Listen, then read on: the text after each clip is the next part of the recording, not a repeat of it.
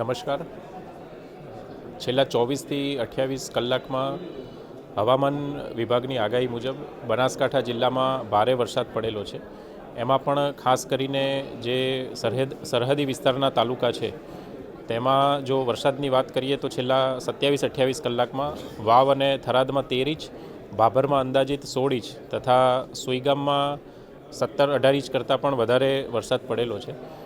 વરસાદની આગાહીને ધ્યાનમાં રાખીને આજે તમામ જે જિલ્લાની શાળાઓ, આંગણવાડીઓ તથા તમામ શૈક્ષણિક સંસ્થાઓને બંધ રાખવા માટેની સૂચના આપવામાં આવેલ છે. આ ઉપરાંત હાલમાં 500 જેટલા લોકોનું સ્થળાંતર પણ કરવામાં આવેલું છે. વરસાદની પરિસ્થિતિ ધ્યાનમાં રાખીએ તો જે પ્રભાવગ્રસ્ત તાલુકા છે વાવ, થરાદ, ભાભર અને સુઈગામ, એમાંથી 12 જેટલા ગામો હાલમાં સંપર્ક વિહોણા છે. જિલ્લા વહીવટીતંત્ર દ્વારા અને બનાસ ડેરીના સહયોગથી અંદાજિત 1.5 લાખ જેટલા ફૂડ પેકેટ જે લોકો વરસાદી પાણી ભરાવાના લીધે ફસાયેલા છે તેમના માટે હાલમાં તૈયાર કરવામાં આવ્યા છે.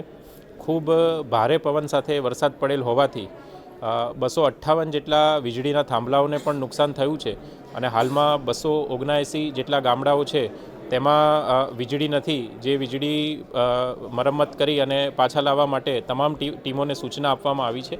આ ઉપરાંત હાલમાં 6 જેટલા પશુ મૃત્યુ નોંધાયેલા છે, પણ એકવાર વરસાદના પાણી ઉતર્યા બાદ આ અંગે જે ચોક્કસ પરિસ્થિતિ છે તેનો ખ્યાલ આવી શકશે. આ ઉપરાંત રસ્તાના ધોવાણના લીધે આરએનબી પંચાયતના કુલ 8 અને આરએનબી રાજ્યના 5 મળીને 13 જેટલા ગામો છે એ હાલમાં રસ્તા ધોવાણના લીધે એમનો સંપર્ક બંધ થયેલો છે. હાલમાં જિલ્લા કક્ષાના તમામ અધિકારીઓ, એસપી શ્રી, ડીડીઓ શ્રીની હાજરીમાં અહીંયા થરાદ ખાતે મિટિંગ રાખવામાં આવી છે અને તમામ જે વિભાગો છે, RNB state, RNB panchayat, CDHO, ખેતીવાડી, એનિમલ હસબન્ડરી, તમામ પ્રાંત મામલતદાર, ટીડીઓ, તમામને એલર્ટ માટે જે ફસાયેલા લોકો છે તેમના તાત્કાલિક રેસ્ક્યુ કરવા માટેની પણ અહીંયા સૂચના આપવામાં આવેલી છે. આ ઉપરાંત હાલમાં જિલ્લામાં એક એનડીઆરએફ અને 2 એસડીઆરએફની ટીમો તૈનાત છે. આ ઉપરાંત વધુ એક એનડીઆરએફ અને વધુ 2 એસડીઆરએફ ટીમો સરકાર તરફથી મોકલવામાં આવી રહી છે.